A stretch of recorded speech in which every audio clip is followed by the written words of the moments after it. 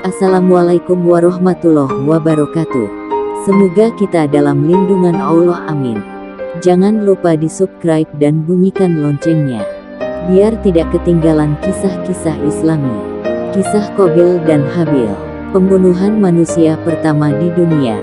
Tonton sampai habis biar tidak salah faham. Bismillahirrohmanirrohim. Dalam Al-Quran diceritakan, ceritakanlah kepada mereka kisah kedua putra Adam, Habil dan Qabil. Menurut yang sebenarnya, ketika keduanya mempersembahkan korban, maka diterima salah seorang dari mereka berdua, Habil, dan tidak diterima dari yang lain, Qabil.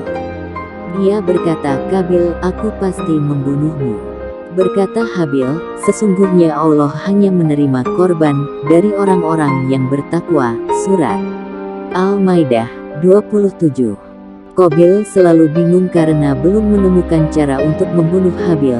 Lalu silaknat iblis datang pada Qabil dengan menyamar salah satu saudaranya, lalu mengambil dua batu dari bumi lalu memukulkan antar satu sama lain, maka terbelahlah batu tersebut menjadi dua. Sedangkan Qabil menyaksikan hal itu, lalu ia berkata, "Kenapa aku tidak melakukan hal ini pada Habil?"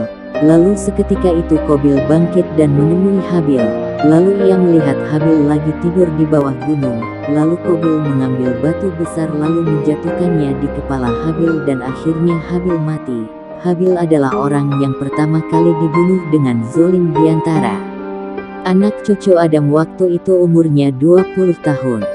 Setelah Qabil berhasil membunuh Habil, maka Qabil menjadi bingung karena ia tidak tahu apa yang harus dilakukan terhadap jasadnya Habil.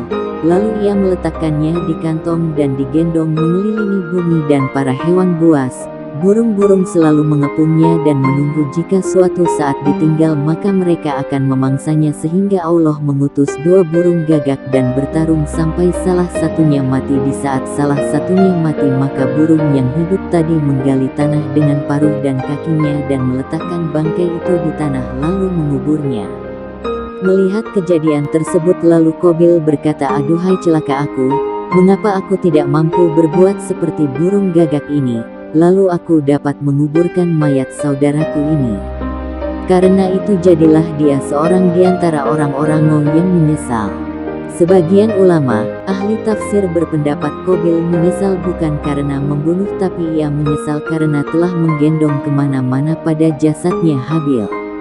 Dikatakan bahwa Qabil menggendong jasad Habil itu selama 1 tahun dan tidak tahu apa yang harus ia lakukan pada jasad Habil. Para ahli penerawangan berkata, sesungguhnya para ahli nujum menjelaskan bahwa bintang yang berekor, lintang kemukus, tidak menampakkan diri di dunia kecuali saat terbunuhnya Habil dan saat dijatuhkannya Nabi Ibrahim ke pembakaran dan saat hancurnya kaum Ad dan saat tenggelamnya Firaun, dan hal itu akan berlangsung tidak akan menampakkan diri kecuali jika akan ada pagebluk, balak atau matinya para pemimpin. Dan lintang tadi juga menampakkan diri pada awal Islam ketika perang Badar Kubro, dan juga menampakkan diri ketika terbunuhnya Khalifah Utsman bin Affan dan terbunuhnya Sayyidina Ali karramallahu wajhah. Dan ini adalah perkara yang sudah. Semoga bermanfaat. Kisah ini diambil dari kitab Badai Zuhur.